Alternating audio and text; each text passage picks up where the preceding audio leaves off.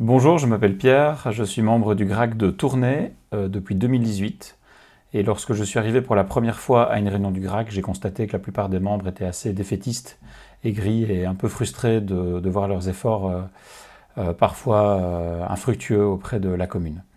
Nous avons essayé d'y remédier en s'éloignant de l'image un peu du cycliste extrémiste, énervé, anti-voiture et fâché contre les aménagements de la commune. Et on a voulu plutôt adopter une attitude de véritable partenaire, représentant des cyclistes, et essayer de devenir en quelque sorte plus un allié de notre commune, plus qu'un opposant. Voilà. Les quelques conseils que je peux donner pour améliorer les relations sont les suivants. La première chose, c'est qu'il faut être précis dans les interpellations de la commune. Il faut éviter d'être vague ou irréaliste. Par exemple, des demandes du type on veut plus de pistes cyclables sont trop vagues. Il vaut mieux une demande spécifique, par exemple au sujet d'une rue dans laquelle vous trouvez qu'il y aurait vraiment un gros bénéfice à ajouter une piste cyclable. Le fait de prendre un cas précis, argumenté, en soulignant les bénéfices en termes de sécurité et de confort pour les cyclistes et puis aussi pour d'autres usagers, par exemple les transports en commun ou les automobilistes, eux aussi peuvent parfois tirer un bénéfice d'une piste cyclable qui va faire sortir les cyclistes de la voie qu'ils empruntent. Il me paraît essentiel que les locales établissent vraiment une liste des points noirs et établissent des priorités pour pouvoir être précis et clairs dans leurs demandes et que celles-ci soient argumentées. Le conseil suivant, c'est d'apprendre à bien communiquer avec la commune. Si on souhaite être allié de la commune, il faut éviter une attitude qui va être garnie de reproches, faire des suggestions qui sont argumentées, qui sont mesurées. Par exemple, sur les réseaux sociaux, plutôt que de faire une publication avec une photo d'un point noir en disant la commune est incompétente, plutôt interpeller en disant tiens, ville de Tournai, regardez, nombreux sont les cyclistes qui souhaiteraient voir ce point noir corrigé, est-ce que vous pouvez les aider? Toujours sur les réseaux sociaux, il ne faut pas hésiter à remercier aussi la commune de certains aménagements. Une photo accompagnée de merci la commune pour cette belle piste cyclable ou pour ces nouveaux arceaux vélos, plus les commentaires que les cyclistes vont même apporter sur la page, vont probablement donner envie à la commune de continuer à collaborer avec le GRAC.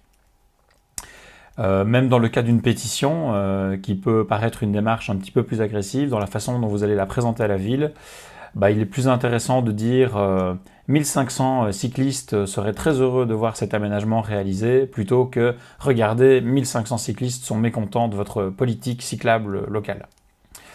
Le troisième conseil que je voudrais donner, c'est d'être compréhensif et d'apprendre à comprendre comment la commune travaille, ce qui peut permettre d'adopter un petit peu le même langage et d'être au courant un peu de leurs problématiques.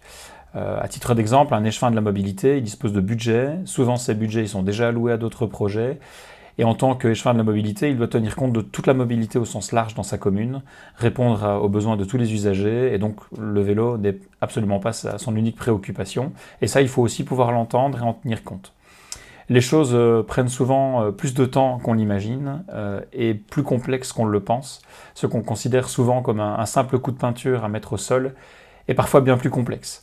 Il faut le budget, il faut également que la demande soit analysée et étudiée par la cellule mobilité, que la largeur de la chaussée soit suffisante, pour ajouter une piste cyclable par exemple. Il faut également qu'il n'y ait pas de problème d'un autre ordre, par exemple vis-à-vis du patrimoine, vis-à-vis de certains riverains qui pourraient s'opposer à certains aménagements.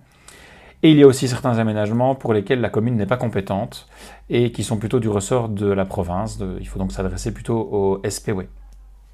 Le quatrième conseil, ce serait de ne pas hésiter à demander.